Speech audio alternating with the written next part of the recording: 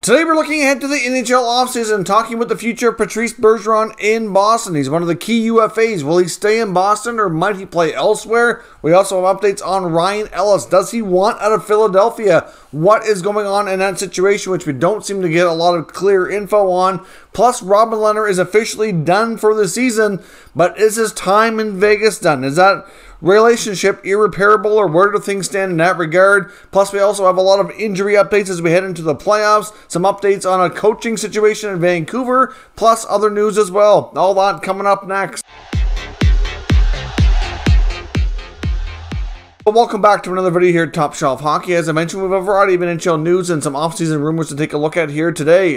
First up, we have a couple of signings to discuss. The Vegas Golden Knights have signed one of their first draft picks, actually, 2018 second-round pick, which was a center from Russia, Ivan Morozov. He gets a 2-year entry-level contract. He's 21 years old, has been playing over in Russia the last couple of years, and now he is officially signed, ready to make the jump over to North America starting next season. So it'll be interesting to see how this prospect works out for them. Clearly, he's been part of the organization, well, by draft rights at least, for some time now. So we'll see what kind of opportunity he might get. We know they're going to have a very interesting situation with their salary cap in the offseason because they will have to shed some money, and they could certainly use a few extra younger players stepping up and being able to make the team. But I'm not really sure where things stand with his development and what the odds are likely if he can make the team next year or not. The Anaheim Ducks have extended forward Sam Carrick on a 2-year deal. He's currently making $750,000. He'll get bumped up to $850,000 per season. He's appeared in 64 games for the Ducks this year,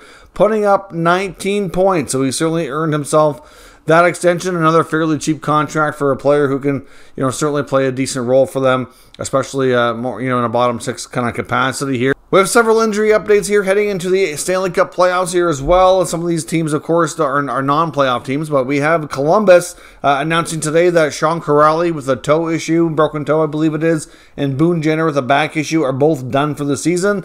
They will miss the last few games here. The Capitals have announced that Alex Ovechkin is considered day-to-day. Of course, he slammed into the board, shoulder first. He didn't get up off the ice right away. There was a lot of concern because he normally doesn't respond that way. He's usually hard to get off the ice.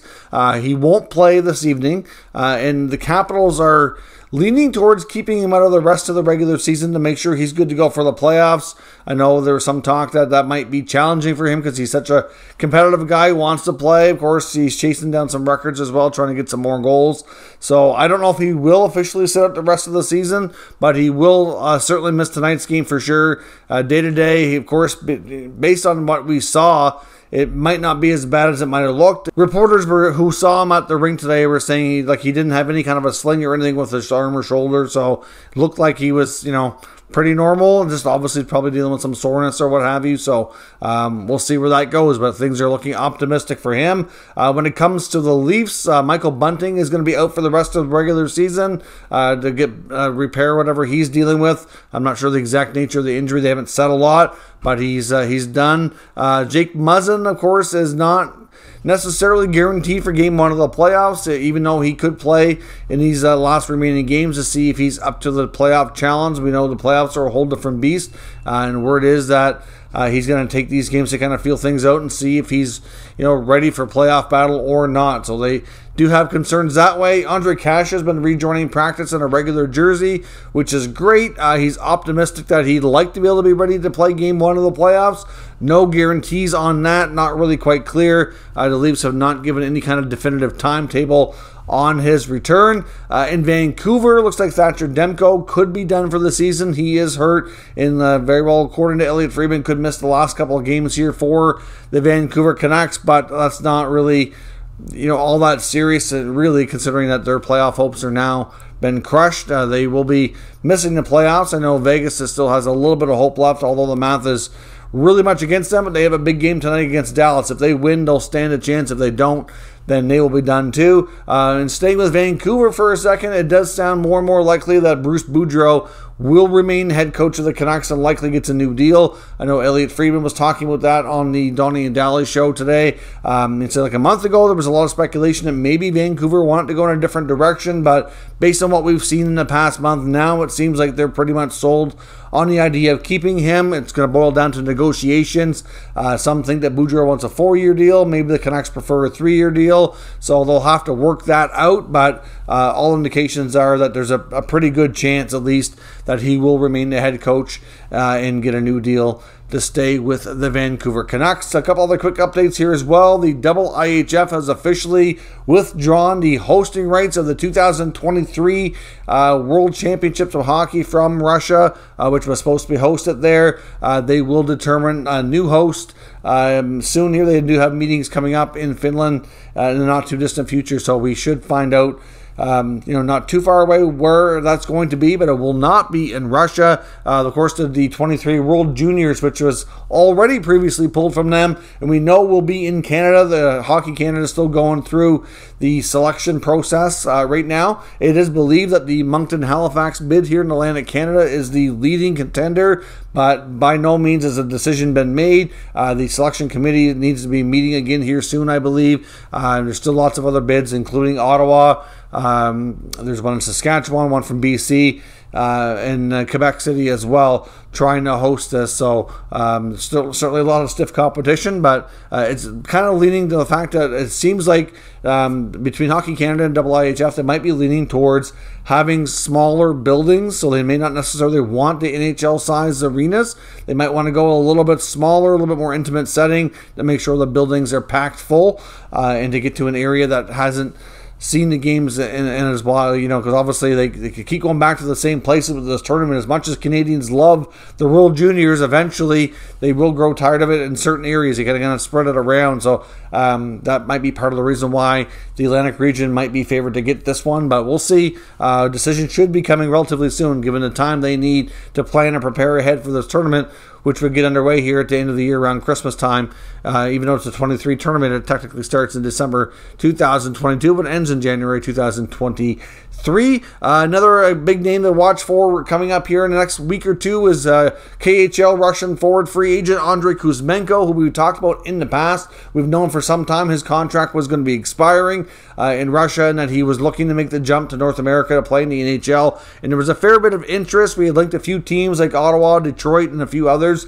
Now there was talk on TSN Insider Trading today that there's as many as 20 teams that have some degree of interest. Of course, some teams probably have more interest than others, but he and his agent Dan Milstein are expected to start doing meetings and interviews within the next week, and then they'll whittle that down to probably a half dozen or so teams that have a little bit more serious interest, so they can start talking a little bit more extensively. Doesn't sound like he has his heart set on playing in any specific market. He's looking for more of what kind of opportunity and what kind of probably like the biggest role he can play with the best opportunity. Not so much, on set on a particular market or cup contender, or like he's not necessarily looking for something that specific. So I would say that the teams that are rebuilding or coming out of a rebuild, like your Ottawas, Detroits, Buffalo, like those types of teams, New Jersey even, would probably stand a better chance because they would be in a better spot with not such deep rosters to give him more opportunity. But time will tell. We should get more intel on that over the next week as he starts to do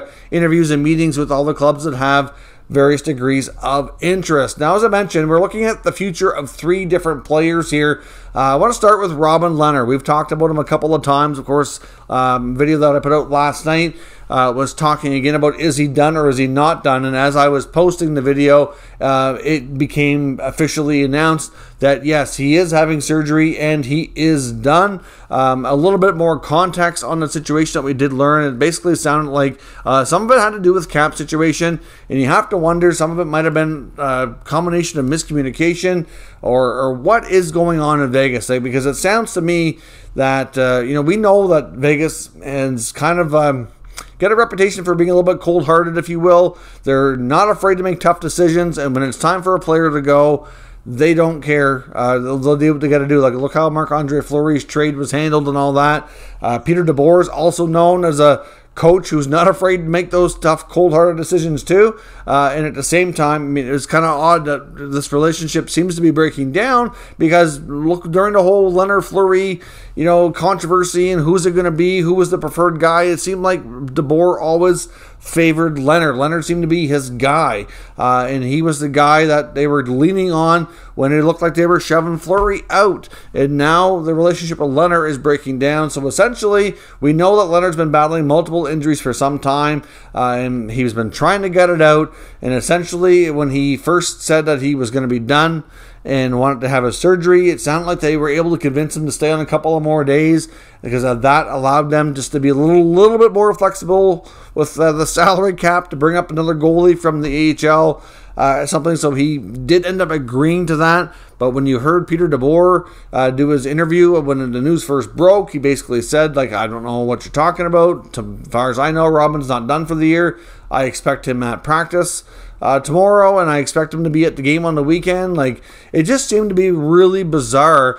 Some people are questioning, is this a case of Lehner voicing this to management not talking to the coach? Is it a case of the coach and players relationship is breaking down and he just, I guess, handled it oddly with the media? What is it? We know that Robin Lehner's not afraid to speak his mind. We know that he's gone through his fair share of battles, but he's somebody that I really, like, you wouldn't really want to upset him. He's pretty important to your team. Like, he's your main starting goaltender who signed a long-term deal. That relationship is important, and if he's really not healthy enough to play, that's on the team. Like, first of all, you knew in DeBoer's case how banged up he was, yet you play him anyways, and then you do your post-game media conference after, and you call him out on it, and you make him sound like he's the reason he lost and just really railroaded him. Like, to me, that was pretty low. Like, I can understand why Lehner would have been pissed about that.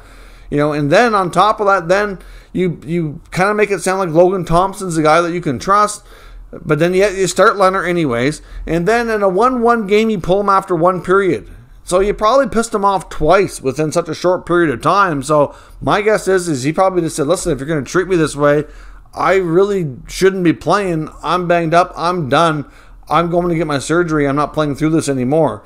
That's what it sounds like to me. And then, like I said, they were able to kind of, smooth things over and get him to stay a couple more days, even though he didn't play. But really, that game he backed up. What would have happened if Thompson would have got hurt? And he would have had to go in. Like, he shouldn't be playing if he's that injured and he needs surgery and he's got multiple situations going on here. It's just so confusing. And you have to think that relationship is severely strained. I do wonder if Robin Lehner will be the next Vegas player to be shipped out this offseason.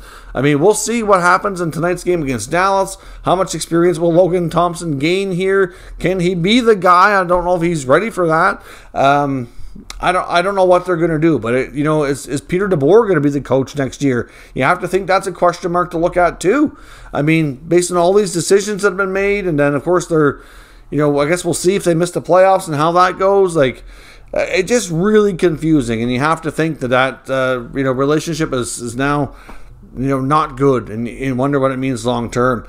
Also, speaking of relationships, Ryan Ellis and the Flyers, a lot of weird things going on, question marks that nobody really can be totally clear cut on. But the fourthperiod.com was reporting a while back. They put out a news story today updating the situation. It was within the past week where they said that there's a lot of concern within the Flyers organization whether or not Ryan Ellis even wants to be there. Even though he's been out injured all year, he's never at the team facilities. There was some speculation that he might be having a surgery, but they were calling it optional, which makes you wonder if there's a medical dispute between he and team doctors and not happy. Like, we can't confirm that. It just makes it sound that way. After what we've seen with Eichel and Buffalo when it comes to that medical situation, and Tarasenko in St. Louis, it just kind of reminds me a little bit of a lot of the comments that were made. It makes you think maybe there's something there. But the Flyers really need to figure out if Ryan Ellis wants to be there or not. But here's the thing. Ryan Ellis played only a handful of games this year, and after being out all year injured, plus he's already has an injury past beyond that, he got a longer-term deal at $6 million. As much as he's a well-respected defenseman around the NHL, I would think they would have an extremely difficult time trading him this offseason because of that lack of playing time and the injury history and everything that just transpired here. So if he wants out, I don't think he's going to be able to get out. I think he's going to have to come back, play, prove he's healthy, prove that he's still the same defenseman, and then maybe they could consider it at that point. But it really just until we get more clarity, we won't know. But it just makes it sound like it's a relationship broken down there as well. But I don't know. Like we talked about before, they brought in Ellis to be the partner for Ivan Provorov. We know the Flyers are going to be making some big trades this offseason because they're going to be retooling. We know they don't want to rebuild, so they're bound to make at least between free agency and trades, there's bound to be at least a couple of really significant moves. And there was a lot of talk that Provorov, even though he has not lived up to the bill and hasn't lived up to his end of the bargain, a fresh start might be best for him. But they might not do it because they want to see him and Ellis together. But if, Ellis isn't going to be healthy enough or doesn't want to be there or what have you, you have to think that they'll revisit that. And that one situation could impact the other.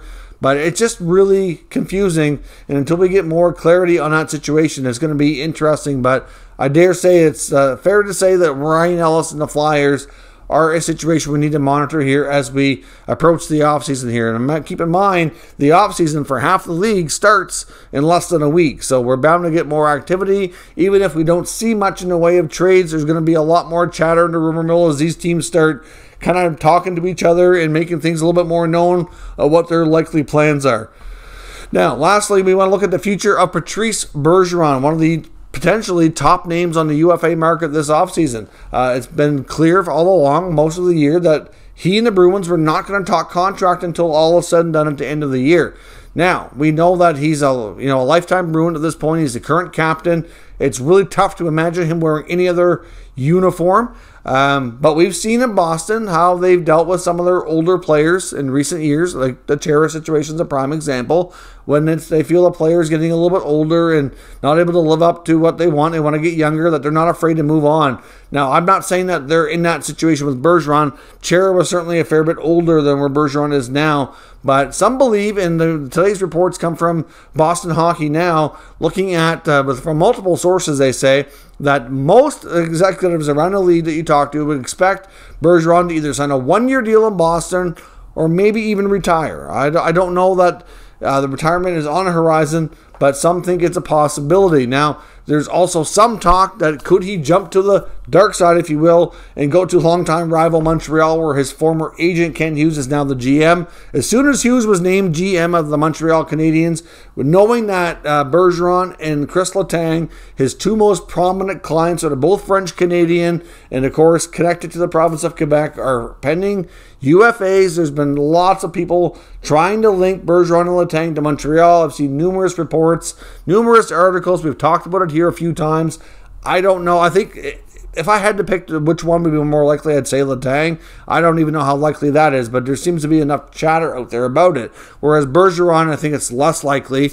But you just don't know. And now some think that the Bruins' playoff success or lack thereof, however they do in these playoffs coming up, will also be a big determination of what Bergeron does and how he decides to handle his future here. If he thinks the Bruins are still able to contend, maybe he's more likely to look for a short-term deal and stick around. And if he feels like their window is closed and maybe they're kind of fading out, maybe he moves on and tries to chase a cup elsewhere before he calls it a day. There's a lot of uncertainty, you could say, but right now, even though you hear some talk and speculation about Montreal, or which would be really just a case of being able to play in his home province, which I don't know how important that is to him. We know Montreal is not really in a spot to be, contending next year, but at the same time, if they can do enough trades and free agent moves, maybe they can do a quick turnaround, but I wouldn't think it'd be that quick. That's the thing that's getting ahead of ourselves here.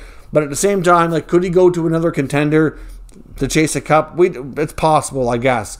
It really boils down to money. But Patrice Bergeron's play has not, slacked off. He's not really declining. He's still playing like a Selke Trophy winning center iceman for the Bruins. So hard to say what happens, but lots of chatter around his future. Let me know what you think. Do you see Bergeron signing a short-term deal in Boston? Will he retire? Will he join his former agent Ken Hughes in Montreal? Or could he go to a contender on a short-term deal and try to chase a cup elsewhere if he feels Boston's not close enough? Let me know your thoughts in the comments. We'll discuss further. If you're new to this channel, make sure you subscribe and stick around. We'll keep you up to date with all the latest news, rumors, and analysis on all 32 NHL teams. Thank you for watching, and I will catch you next time.